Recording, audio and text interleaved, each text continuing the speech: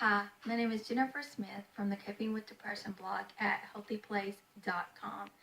And I know there's a trigger warning in the heading for this video, but I just want to go ahead and give a trigger warning here that this will talk about suicide and suicidal ideation. 3 years ago, I did attempt suicide, and what I want to talk about in this video here is going to be directed mostly at people who are around someone who may be experiencing suicidal ideation. What I want to say is that no one is to blame, first of all, for suicide or suicidal ideation. It just happens.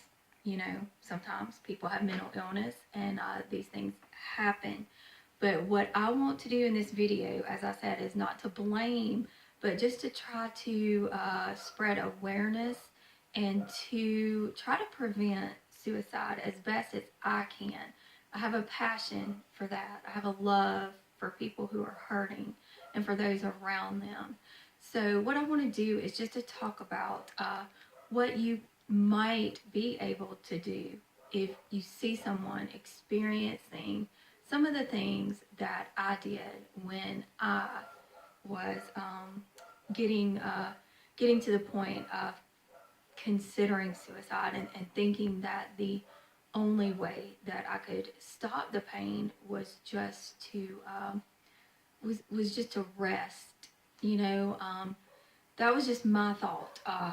And again, these things may or may not have helped me. It's just really hard to say.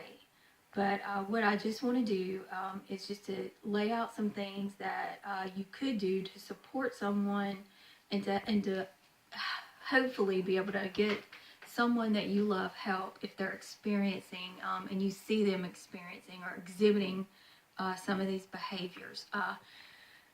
Now, this may not be true for everyone because everyone is different, but this is my experience, and these are some of the behaviors that I exhibited during the darkest days with my depression. I really began to withdraw, and as people with depression, sometimes tend to do, some of us do, again, as I said, everyone is different. Isolation is something that may happen, but mine became an extreme isolation. I just sat in one spot, wrapped myself up in a blanket, and just stared.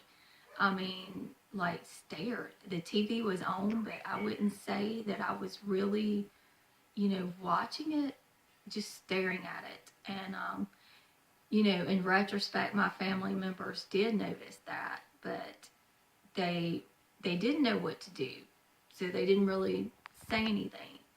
And a suggestion would be, to say something. I know it's awkward. I know you don't know exactly what to say, but, a suggestion would be to go to that person and say, hey, I see you struggling. Let's make a phone call. Let's make a phone call to a doctor, because that person who's down in that deepest, darkest place cannot make that phone call by himself or herself. So you need to come alongside your loved one and help them do that. Something else, I could not eat. I was literally, I would eat 2 bites and feel nauseated. And I know my family members noticed that. If you notice that in someone who already has depression, especially, help them make a phone call, help them get to a doctor. Again, this is never to blame anyone, because it's hard. It's hard on the person with depression. It's hard on the people around them. But if you start to notice, especially extreme behaviors such as this, help your loved one get to a professional, because you can't handle this on your own. You can't be 100% responsible for your loved one. So I encourage you, if you see these behaviors, help your loved one to seek professional help. It's hard, but together we can do this. Together, we can work to spread awareness for suicide prevention. Again, I'm Jennifer Smith from the Coping with Depression blog at HealthyPlace.com.